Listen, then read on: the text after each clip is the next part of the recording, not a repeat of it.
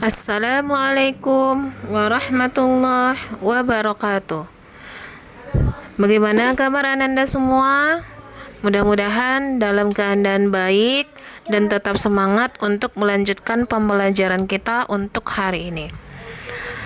Materi kita pada hari ini yaitu masih mengenai pembelajaran toharah, di mana pelajaran kita mengenai toharah ini adalah yaitu toharah menurut bahasa dan toharah menurut istilah, di mana menurut bahasa adalah bersih dan suci dari segala kotoran. Kemudian menurut istilah bersuci dari hadas, baik hadas besar dan hadas kecil, dan bersuci dari najis yang ada di pakaian, badan, tempat, dan benda-benda yang menempel pada badan. Toharah ini terbagi menjadi dua bagian. Yang pertama ada toharah hadas, dan yang kedua ada toharah khobas atau kotoran. Di mana toharah hadas adalah membersihkan dengan cara melaksanakan wudhu, mandi, dan bertayamum. Sedangkan toharah khobas atau kotoran adalah membersihkan jiwa dari dosa, maksiat, iri, sombong, penipu, dengki, ria, dan ujub. Selanjutnya kita akan membahas mengenai pengertian najis, macam-macam najis, cara menghilangkan najis, dan yang keempat adalah manfaat dan kegunaan bersuci dari najis. Baiklah, kita akan masuk kepada pengertian najis. Najis menurut bahasa adalah sesuatu yang kotor dan menjijikkan. Sedangkan menurut istilah adalah sesuatu yang kotor dan bisa menjadi ketidaksahan ketika melaksanakan sholat. Jadi, najis adalah sesuatu yang kotor yang harus dibersihkan dulu ketika mau melaksanakan sholat. Sudah? Selanjutnya, kita akan masuk ke macam-macam najis. Macam-macam najis ada 3. Yang pertama ada najis mukhaffafah atau yang disebut dengan najis ringan. Apa itu najis ringan? Adalah air kencing bayi yang berusia sebelum 2 tahun yang belum pernah makan apapun kecuali air susu ibunya. Yang kedua adalah najis mukhallazah ataupun najis berat. Najis berat adalah anjing dan babi serta keturunannya.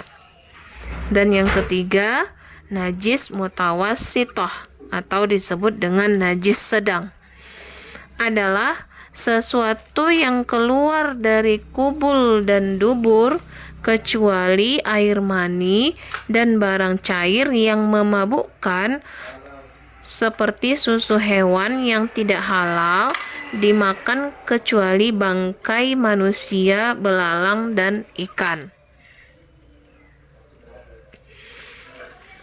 Selanjutnya kita akan masuk ke najis mutawassithah.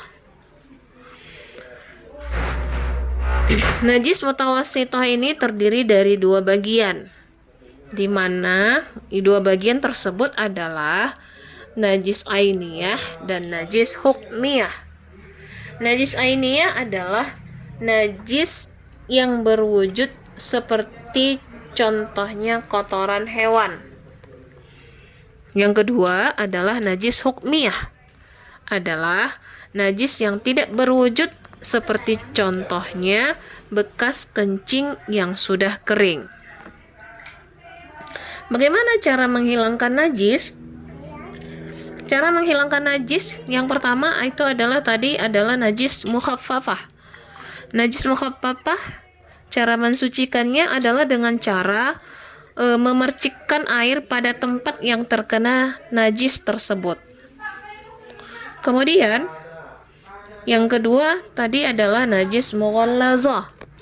Cara mensucikannya dibasuh sekali asal sifat najisnya sudah hilang, yaitu warna, bau, dan rasa. Boleh juga dengan 3 kali basuhan atau cucian. Jika najis hukmiyah menghilangkannya cukup dengan mengalirkan air pada tempat yang terkena najis, tetapi najis mughallazah harus mensucikan wajib dibasuh 7 kali.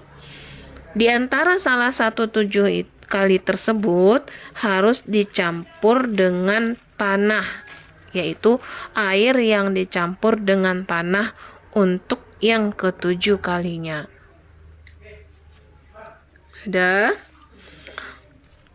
Kemudian kita masuk kepada manfaat suci dari najis. Suci dari najis manfaatnya adalah yang pertama, baik untuk kesehatan jasmani, yang kedua, yang baik untuk kesehatan rohani, yang ketiga, baik untuk sikap dan berakhlakul karimah. Jadi manfaat bersuci terhadap najis ialah merupakan syarat sahnya sholat dan badan, pakaian, tempat menjadi bersih dan sah untuk menjalankan ibadah sholat.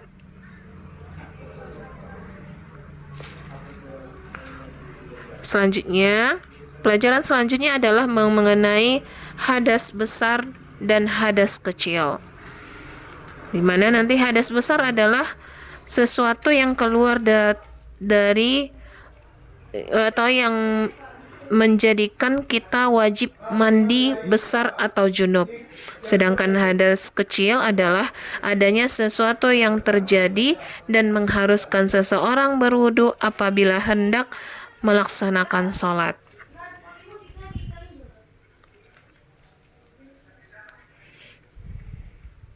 Di mana contoh-contohnya, contoh hadas besar, yang pertama itu ada nanti bersetubuh atau hubungan suami istri, kemudian yang kedua keluar mani, yang ketiga nifas, yang keempat adalah keluar haid, dan yang selanjutnya adalah meninggal dunia.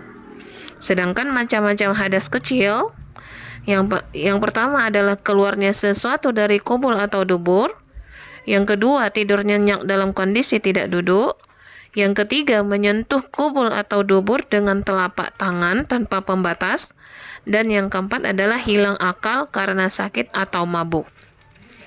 Nanti pembahasan ini akan lebih lanjut kita bahas kembali. Untuk hari ini sampai di sini penjelasan dari Ibu. Mudah-mudahan ada pertinggalnya atau bisa nanti kita amalkan untuk di kehidupan kita sehari-hari. Demikianlah pertemuan kita untuk hari ini. Ibu ucapkan Assalamualaikum warahmatullahi wabarakatuh.